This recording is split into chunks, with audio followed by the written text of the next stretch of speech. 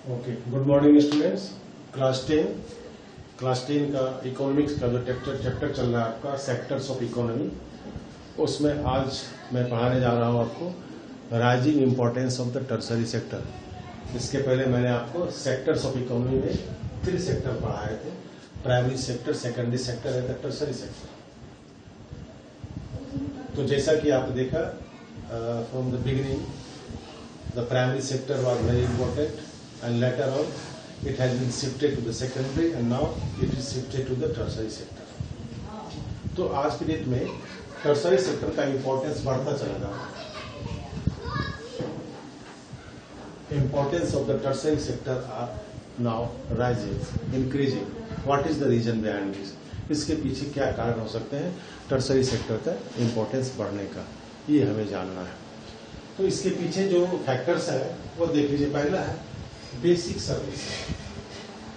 जो basic services है उसका ग्रोथ होना। अब बेसिक सर्विस क्या आता है आप देख लें, उसमें आपके आते हैं hospitals, school, educational institutions, police, administration, telegraph और इससे जुड़े हुए बहुत सारे आते हैं, municipal corporation, defence, transport, bank, LIC। इन सभी सेक्टर ये सभी क्या कहलाते हैं? बेसिक सर्विस कहलाते हैं। और इस सभी सर्विस का जब डेवलपमेंट होता है तो नेचुरली वहां पे काम करने वाले पीपल का डिमांड होता है। क्या होता है? लोगों का डिमांड होता है यहाँ पे, और लोग इसमें और पीपल इसमें क्या करते हैं? जॉब करते हैं, सर्विस करते हैं। तो बेसिक जितनी अधिक जिस कंट्री में बेसिक सर्विस का डेवलपमेंट होता है, जिस कंट्री में जितनी अधिक बेसिक सर्विस का डेवलपमेंट होता है उस कंट्री में उसी रेशियो से टर्सरी सेक्टर का इंपॉर्टेंस बढ़ता चला जाता है। अब देखिए सेकंड जो इसका फैक्टर है, development of the agriculture and the industry. Industry और एग्रीकल्चर का डेवलपमेंट होना किसी भी कंट्री में primary sector and the secondary sector का डेवलपमेंट से टर्सरी सेक्टर का लिंकिंग होता है। इसको ऐसे समझ सकते हैं, एग्रीकल्चर सेक्टर में अगर बड़े पैमाने पे प्रोडक्शन होंगे तो उस बड़े पैमाने पे प्रोडक्शन को सप्लाई करने में, सिटीज में, इंडस्ट्रीज में सप्लाई करने के लिए ट्रांसपोर्ट की जरूरत पड़ेगी। उसमें पीपुल इंगेज होंगे, लोडिंग अनलोडिंग में पीपुल इंगेज होंगे, विलेज से सिटीज की ओर, उसमें सर्विस सेक्टर की जरूरत पड़ेगी। और फिर इंडस्ट्रीज में ये जो एग्रीकल्चर प्रोडक्ट अगर इंडस्ट्रीज में जाते हैं तो वहां पे उसके मैन्युफैक्चर किए जाते हैं डिफरेंट गुड्स, उसके डिफरेंट गुड्स मैन्युफैक्चर किए जाते हैं। फिर उस गुड्स को कंट्री के डिफरेंट पार्ट में, रिमोट एरिया में सप्लाई करने के लिए ट्रेड की जरूरत पड़ती है, ट्रांसपोर्ट की जरूरत पड़ती है, तो उसका भी डेवलपमेंट होता है। और जैसा कि आप जानते हैं ट्रांसपोर्ट और ट्रेड किसमें है? सर्विस सेक्टर में आते हैं। तो सर्विस सेक्टर का उससे इंपॉर्टेंस बढ़ता पड़ता है। किसके ग्रोथ होने से?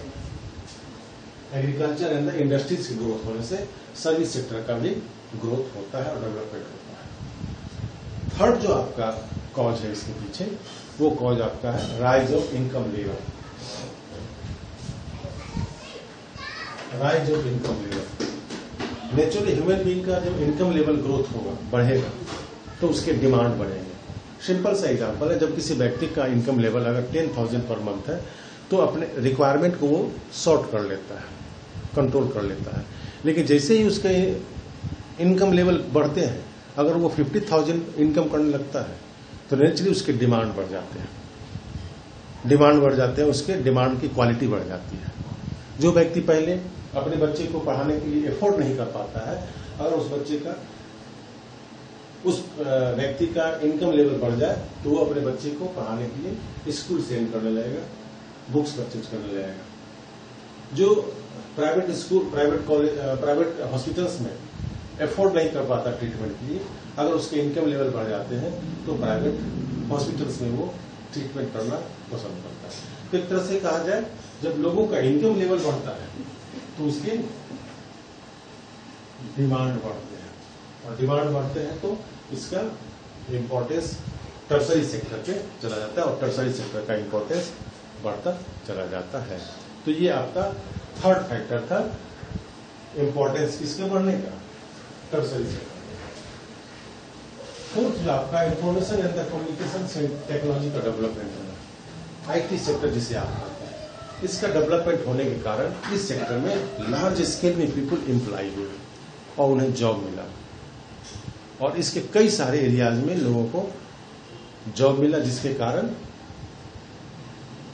टर्सरी सेक्टर का इंपॉर्टेंस बढ़ता चला गया। तो अभी मैंने आपको पढ़ाया इसके पहले, उसमें मैंने बताया आपको कि सेक्टर्स ऑफ टर्सरी सेक्टर की इंपॉर्टेंस है, टर्सरी सेक्टर का इंपॉर्टेंस बढ़ता चला गया। उसके मैंने आपको 4 रीजन दिया क्योंकि टर्सरी सेक्टर का इंपॉर्टेंस क्यों बढ़ता चला जा रहा है, ठीक है। लेकिन हमें ये सोचना है, अब मुझे आप ये देखें कि where are the most people employed, तो ये देखना है कि देश में जो वर्किंग पीपल है वो वर्किंग पीपल किस सेक्टर में ज्यादा इंगेज है। यहाँ कहने से मतलब, कहने का मतलब है प्राइमरी, सेकेंडरी और टर्सरी, इस तीनों सेक्टर में मैक्सिमम पीपल किस में इंगेज है, मैक्सिमम पीपल किस में काम करते हैं। तो इसको देखिए आप, change in 3 sector in the share, जैसा कि मैंने आपको पढ़ाया था जीडीपी में शेयर तो चेंजेज आ गए। प्राइम इनिशियल फेज में देखा, मैंने आपको बताया था कि प्राइमरी सेक्टर का शेयर अधिक था, बट आज के डेट में क्या हो गया, प्राइमरी सेक्टर का शेयर जीडीपी में मात्र 25% है और 75% शेयर आपका किसका है, टर्सरी सेक्टर का, और सेकेंडरी सेक्टर का शेयर है। तो जीडीपी में शेयर आपका प्राइमरी सेक्टर का कम है और टर्सरी और सेकेंडरी सेक्टर का ज्यादा है, लेकिन एम्प्लॉयमेंट जनरेट करने में टर्सरी सेक्टर और सेकेंडरी सेक्टर आगे नहीं है। एम्प्लॉयमेंट में और एम्प्लॉयड पीपल आज भी मैक्सिमम आपको प्राइमरी सेक्टर में काम करते हैं। Primary sector is the largest employer, maximum people आज भी प्राइमरी सेक्टर में एम्प्लॉय है। तो इसका रीजन क्या है, क्या कारण है कि प्राइमरी सेक्टर का शेयर जीडीपी में कम है, but the maximum people are engage in the primary sector. अगर यूं देखें आप, जिस सेक्टर में पीपल मैक्सिमम एंगेज है उनका जीडीपी में शेयर ज्यादा होना चाहिए, ये ऐसा होना चाहिए, लेकिन ऐसा नहीं है। सेकेंडरी सेक्टर और टर्सरी सेक्टर इन्होंने जॉब क्रिएट नहीं किए according to the development of the tertiary sector and the primary secondary sector. उसमें उनका ग्रोथ तो हुआ जीडीपी में, बट एम्प्लॉयमेंट जनरेट करने में वो पीछे रह गया, ठीक है। यहां तो देख लें कि इंडस्ट्रियल आउटपुट जो है प्राइमरी सेकेंडरी सेक्टर की, जो इंडस्ट्रियल आउटपुट वो बढ़ गया, प्रोडक्शन उसके बढ़ गए, बट एम्प्लॉयमेंट जनरेट करने में वो आगे नहीं रहा। एम्प्लॉयमेंट उन्होंने कम को नहीं दिया, वो उतना नहीं बढ़ पाया उसका। आज भी जो जितने भी वर्किंग पॉपुलेशन है उस पॉपुलेशन का 1/2 पार्ट आपको प्राइमरी सेक्टर में काम कर रहे हैं और 3/4 प्रोडक्शन जो है किसका आ रहा है, टर्सरी सेक्टर और सेकेंडरी सेक्टर का आ रहा है, आपको प्रोडक्शन आ रहा है। तो मैक्सिमम पीपल एंगेज कहाँ है, आपको प्राइमरी सेक्टर में एंगेज है। इसका मतलब प्राइमरी सेक्टर में एंगेज होने के बावजूद भी वो प्रोडक्शन प्रॉपर नहीं कर रहे हैं प्राइमरी सेक्टर से, तो यहां पे लेबर इफोर्ट बर्बाद। तो इसके पहले मैंने बताया आपको कि मैक्सिमम पीपल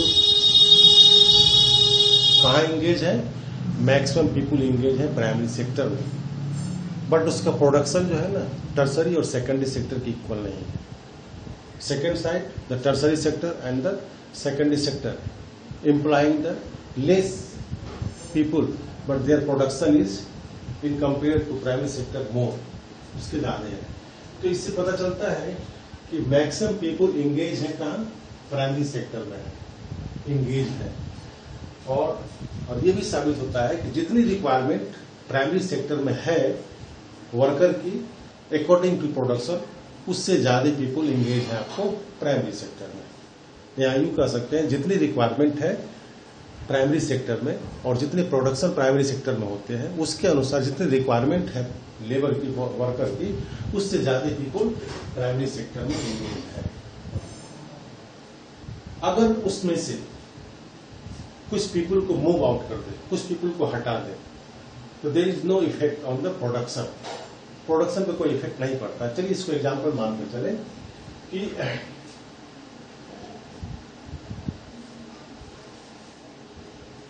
1 एकड़ लैंड है, उस 1 एकड़ लैंड में 4 लेबर काम करते हैं और 10 क्विंटल व्हीट का प्रोडक्शन वो करते हैं। ध्यान दें, ये मान कर चले समझने के लिए कि 1 एकड़ लैंड है और 4 लेबर उसमें काम करते हैं और प्रोडक्शन करते हैं कितने, 10 क्विंटल करते हैं। चलिए अगले सीजन में फिर क्या करते हैं, उसमें से 2 लेबर को हटा देते हैं और 2 लेबर बच जाता है, तो प्रोडक्शन ही फिर 10 क्विंटल ही होता है। इसका मतलब हमने 2 लेबर को हटाया and there is no effect on the production, कोई प्रभाव नहीं पड़ा है। इसका मतलब ये जो 2 लेबर थे ये जरूरत से ज्यादा उसमें एंगेज थे। क्यों एंगेज थे? क्योंकि secondary and the tertiary sector ने उन्हें जॉब प्रोवाइड नहीं किया, तो अपने आप को उन्हें किसमें एंगेज कर लिया, प्राइमरी सेक्टर में एंगेज कर लिया। और इस सिचुएशन को क्या नाम देते हैं, अंडर एम्प्लॉयमेंट नाम दिया जाता है उसको। क्या कहते हैं उसे, अंडर एम्प्लॉयमेंट कहते हैं उसे, अंडर एम्प्लॉयमेंट कहते हैं उसे।